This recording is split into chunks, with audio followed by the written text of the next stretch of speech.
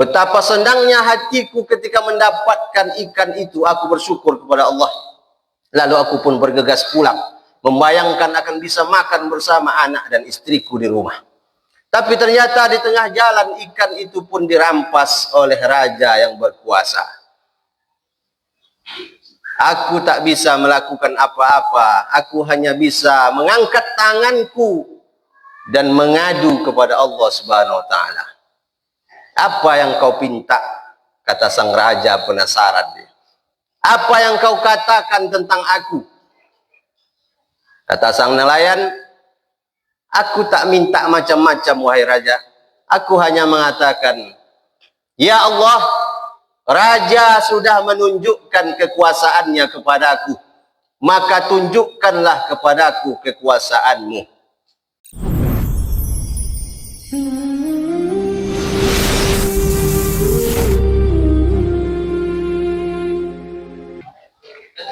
Innal hamdalillah nahmaduhu wa nasta'inuhu wa nastaghfiruh wa na'udzu billahi min shururi anfusina wa min sayyiati a'malina. May yahdihillahu fala mudilla lahu wa may yudlil fala hadiya lahu.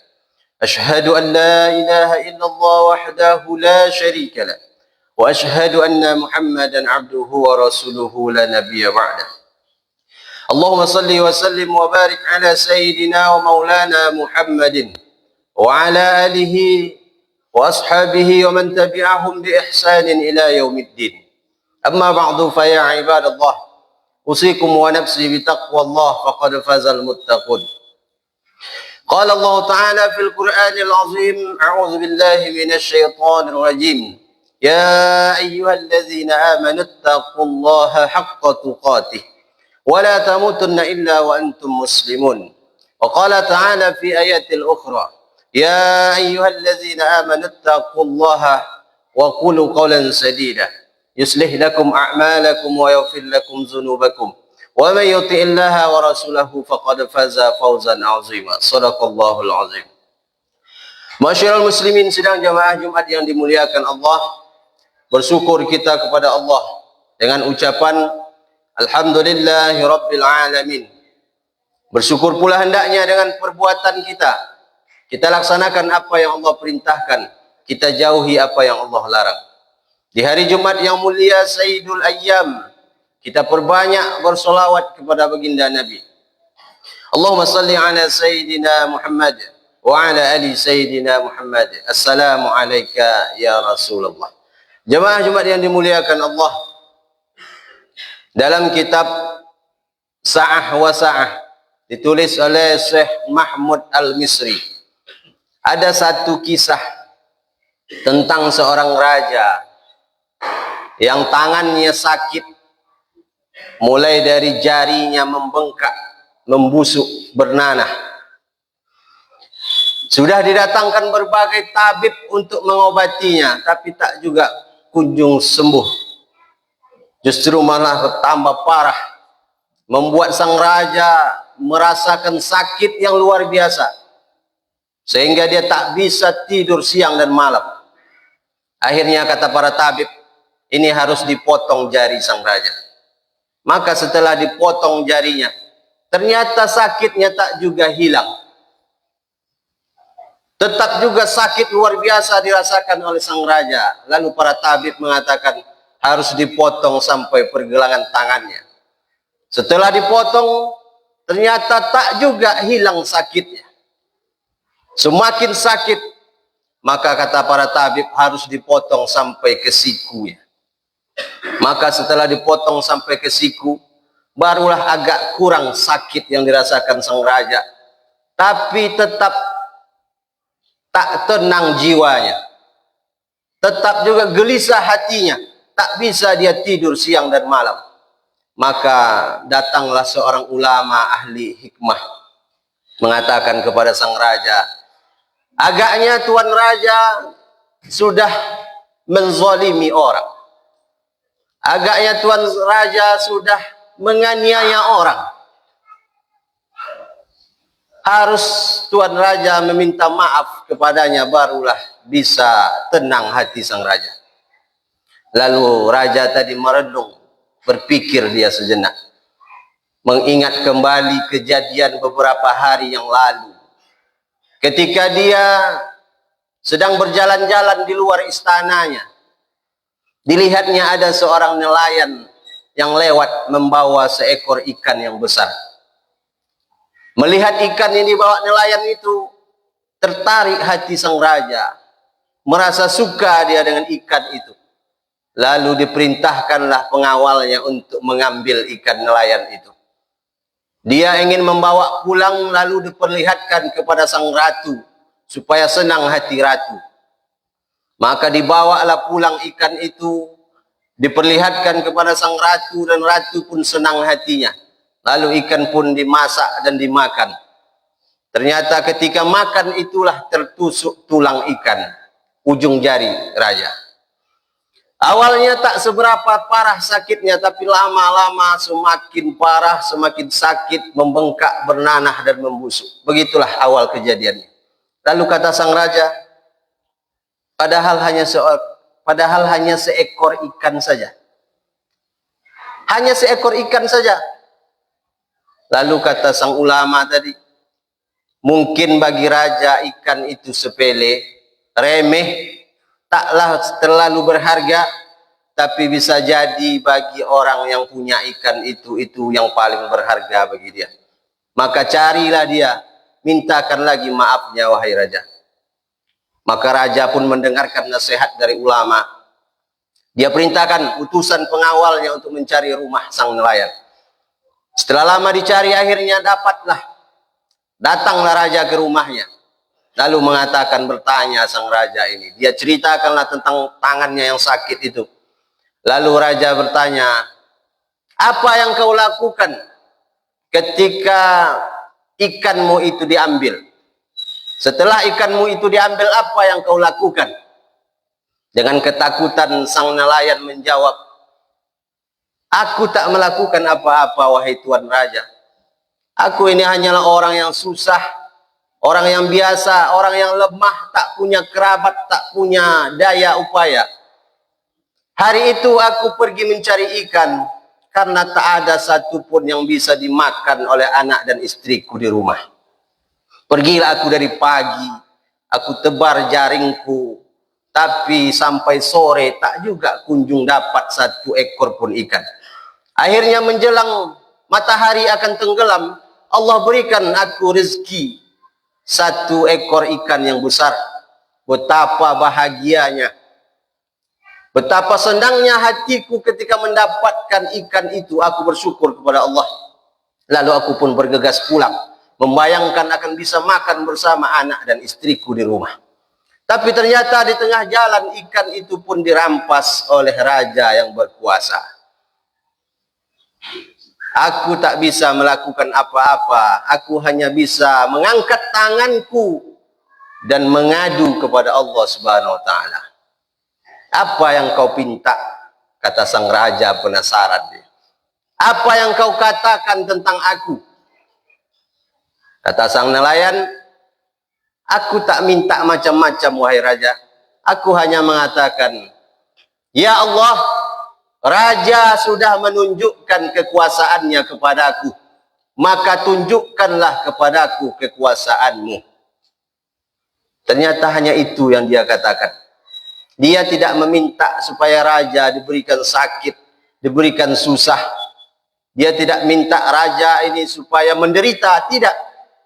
Tapi dia hanya katakan, ya Allah, raja sudah menunjukkan kekuasaannya, maka tunjukkanlah kekuasaanmu.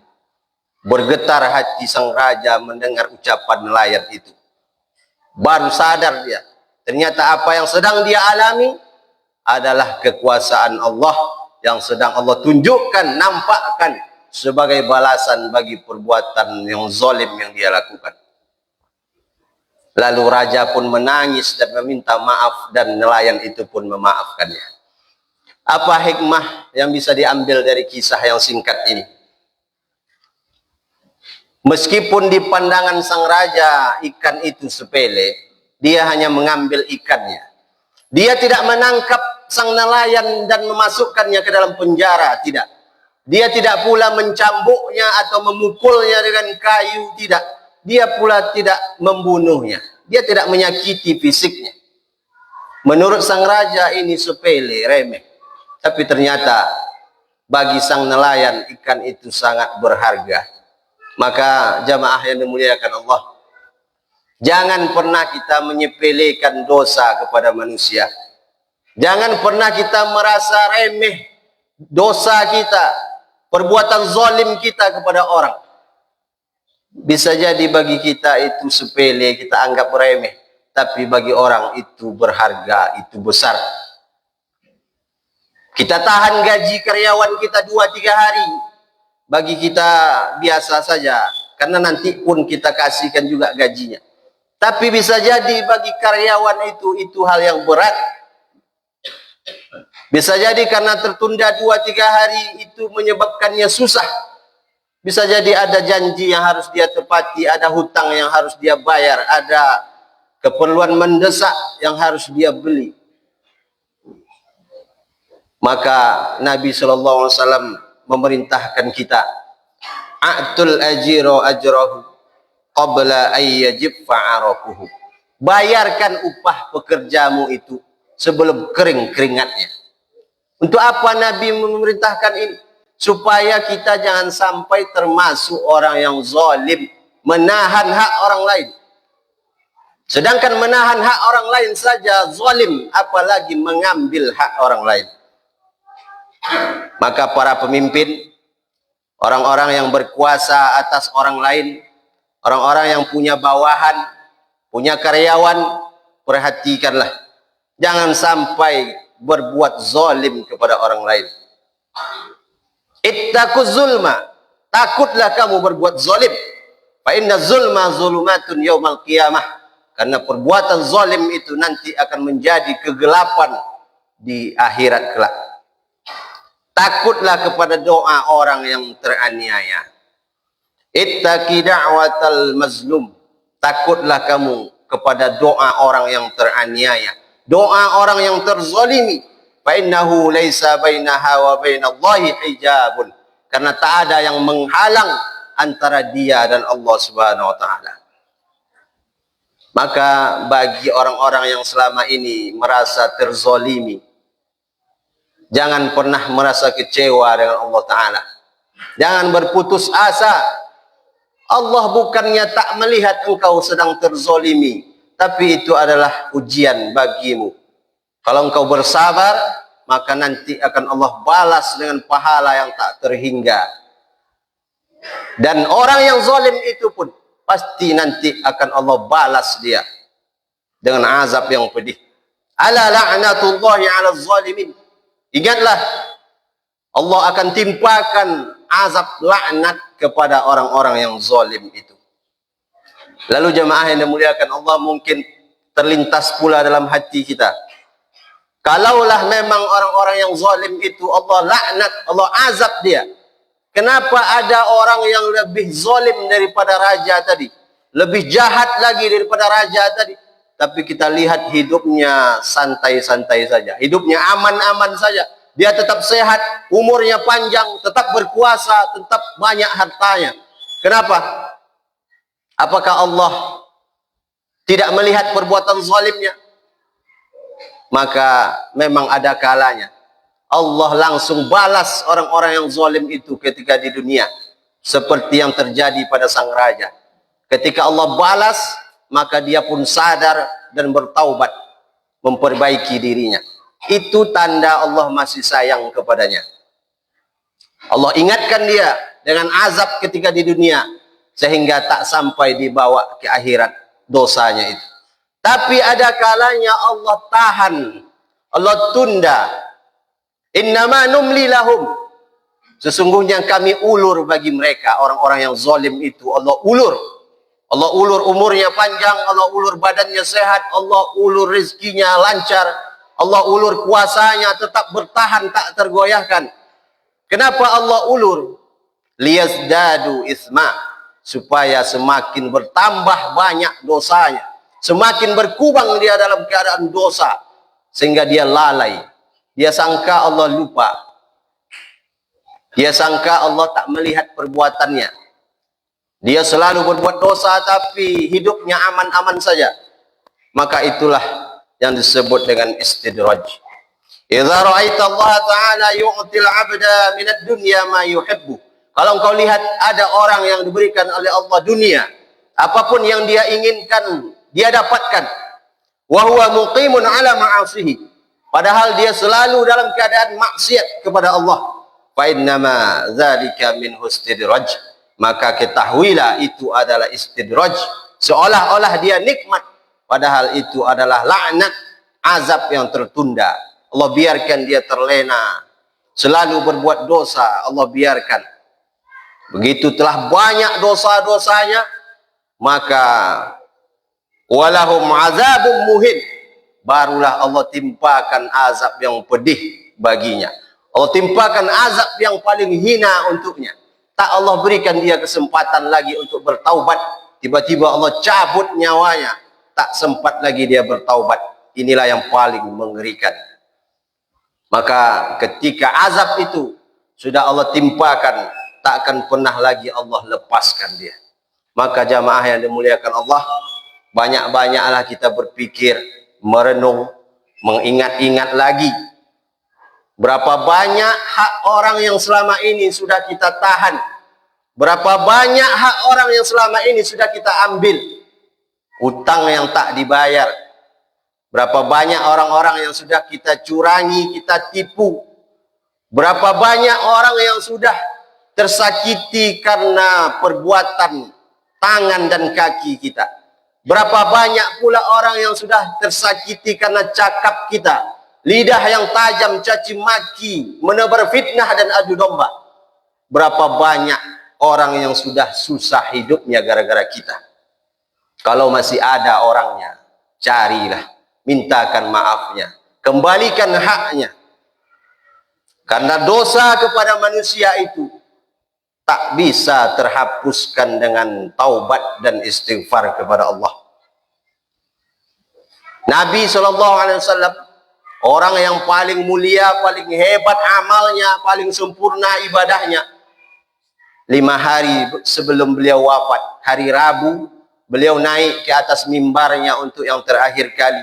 Lalu beliau sampaikan, man kuntu jaladtu lahu zuhran fahaza zuhri. Siapa dulu yang mungkin pernah terkena cambuk punggungnya? Ketika Nabi mencambuk kuda, unta, tak sengaja ada dia di situ. Terkena dia, fahaza zuhri, ini pundakku, falyastaqid minhu, balaslah. Wa man kuntu syatamtu lahu 'irdan fahaza 'irdi. Siapa dulu yang pernah merasa terhina, merasa kehormatannya rusak karena perbuatan dan ucapanku, fahaza 'irdi, ini harga diriku, falyastaqid minhu, balaslah. Wa man kuntu akhadhtu lahu malan fahaza mali. Dan siapa dulu yang mungkin pernah terambil hartanya, belum sempat aku bayar hutangku, maka silahkan tagih, falyakhuz minhu, silahkan minta. Inilah dalil bahwa sebanyak apapun ibadah kita, dosa kepada manusia harus tetap diselesaikan ketika di dunia. Tak bisa terhapus karena banyaknya ibadah. Setiap tahun kita pergi haji dan umroh bolak-balik, menangis di depan pintu Ka'bah, memohon ampun kepada Allah. Adapun dosa kepada Allah, insya Allah Allah akan ampuni. Namun dosa kepada manusia tak bisa diampuni. Harus dia minta maaf dan mengembalikan hak orang. Kalau tak selesai ketika di dunia ini, maka nanti akan diselesaikan di akhirat, di depan pengadilan yang paling tinggi. Alaihissallahu biahkamil hakimin, di depan hakim yang paling adil. Barakallahu li wa lakum fil Qur'anil azim, wa nafa'ani wa iyyakum bima fihi minal ayati wa zikril hakim, wa taqabbalallahu minna wa minkum tilawatahu innahu huwal ghafurur rahim.